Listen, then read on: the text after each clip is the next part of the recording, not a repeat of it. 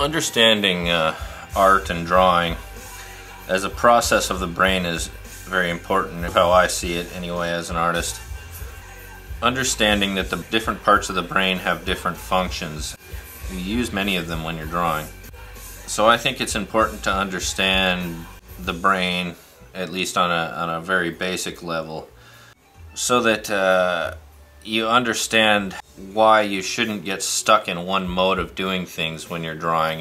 Why people can be real stubborn when an art teacher comes up and keeps pestering you to do one thing or the other.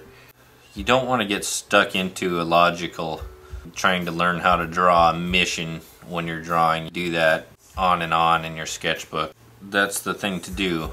But as far as life drawing is concerned, that's where you want to focus on getting away from that.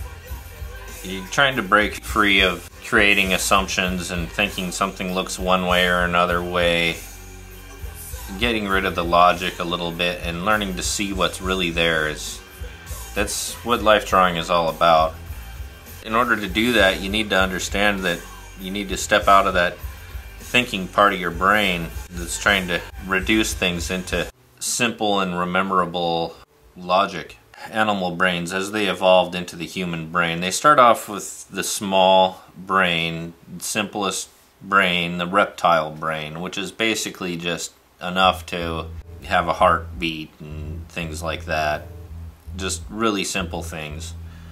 The mammal brain would be the limbic region of your brain, which is further evolved, one step up from the reptile brain. And the limbic brain is really an evolution of the survival instinct.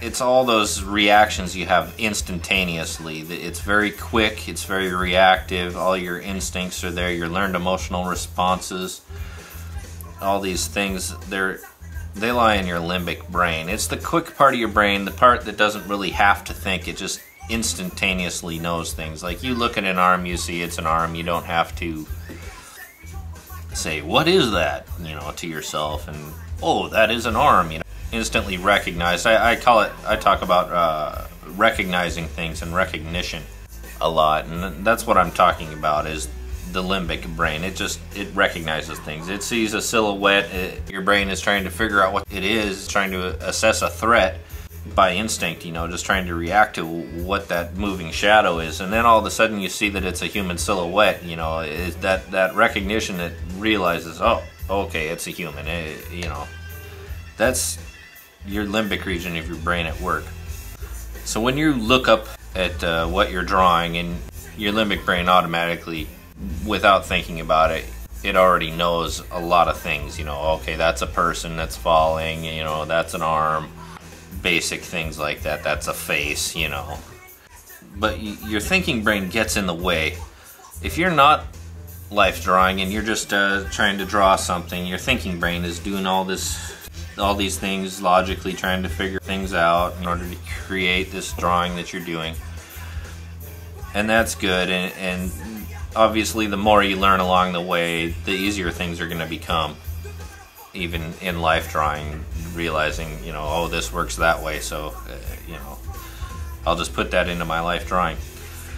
So the trick is, and that's the neocortex, the thinking part of the brain, the more evolved beyond other mammals, the neocortex of the brain, the human brain, the thinking brain, the logical brain. So what you need to realize when you're life drawing is when you're going back and forth between what you're looking at and what you're drawing, what you're looking at and what you're drawing, you're going between your limbic brain and your neocortex. You're going between, oh, I see this, and now what did I see again? You got to think about it, Oh, I see this, and what did I see again, and oh, I see this angle, and what was that angle? Was it like this?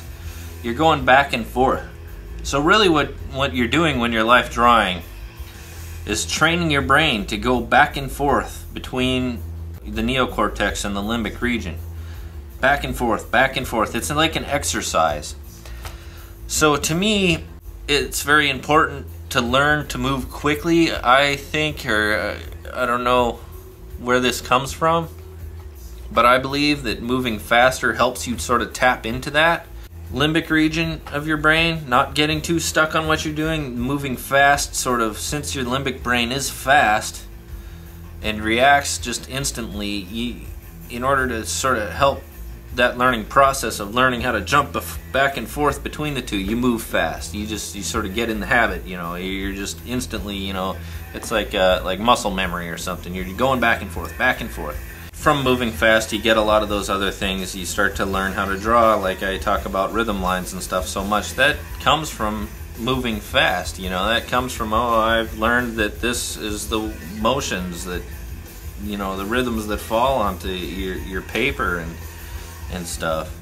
It's not just my muscle memory, but it's okay, this works with this works with that, just going around your drawing. So that's sort of my spiel on how the brain is involved in drawing, and it sort of explains my approach a little bit to different aspects of drawing.